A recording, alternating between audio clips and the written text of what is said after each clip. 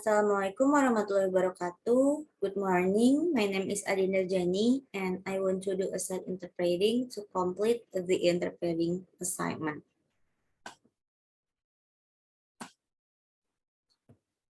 Membangun empati dan pengertian terhadap pengungsi di Indonesia.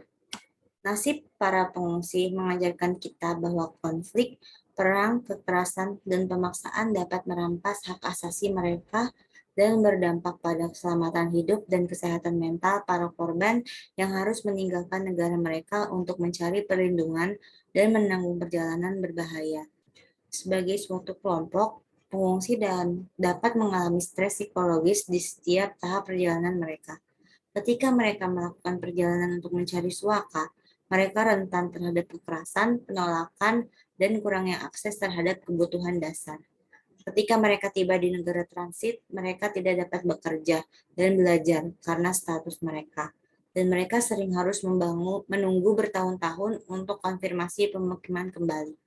Kemudian, bahkan ketika mereka tiba di negara transit, berbagai masalah seperti pengangguran, kesulitan beradaptasi, dan diskriminasi dapat mempengaruhi kesehatan mental mereka. Indonesia saat ini menampung sekitar 13.100 pengungsi, memperluas tangan kemanusiaan untuk menyelamatkan dan melestarikan kehidupan mereka yang mencari perlindungan. Sekitar 7.200 pengungsi menerima layanan dari organisasi internasional untuk migrasi di Indonesia.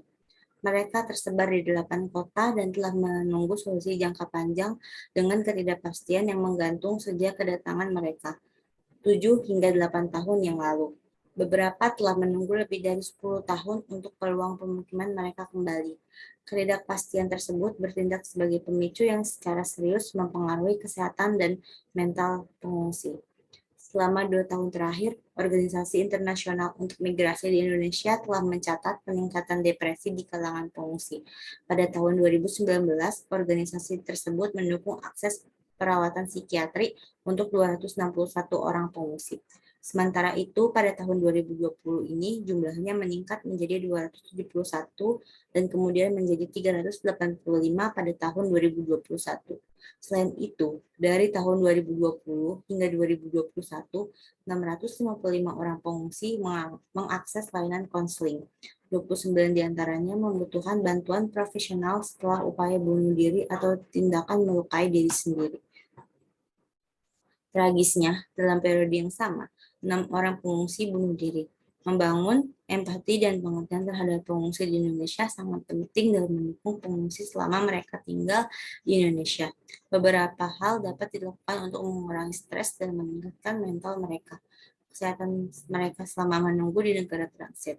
Pertama, penting untuk melaksanakan program pemberdayaan berkelanjutan bagi pengungsi, termasuk kesempatan untuk mengembangkan dan menyalurkan keterampilan mereka. Kemudian, masyarakat setempat diperlukan partisipasi untuk merangkul pengungsi, yang meliputi lembaga masyarakat seperti lingkungan, sekolah, dan lembaga sukarela, serta membantu mengatasi hambatan budaya. Selain itu, perlu bagi mereka untuk memiliki akses ke layanan medis, termasuk dukungan kesehatan mental. Ingat, kesehatan mental mempengaruhi cara kita berpikir, merasa, dan bertindak. Selain itu juga membantu menentukan bagaimana kita menangani stres, berhubungan dengan orang lain, dan membuat pilihan.